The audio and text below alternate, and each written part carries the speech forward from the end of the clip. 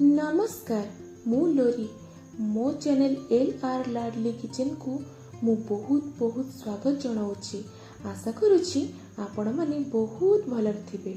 जदि मो चैनल रे नुआ छंती ताले मो चैनल को प्लीज लाइक शेयर सब्सक्राइब निहाती करेंगे आउ कमेंट माध्यम रे जणेबे मो वीडियो आपण मानकु केमिति लागुची।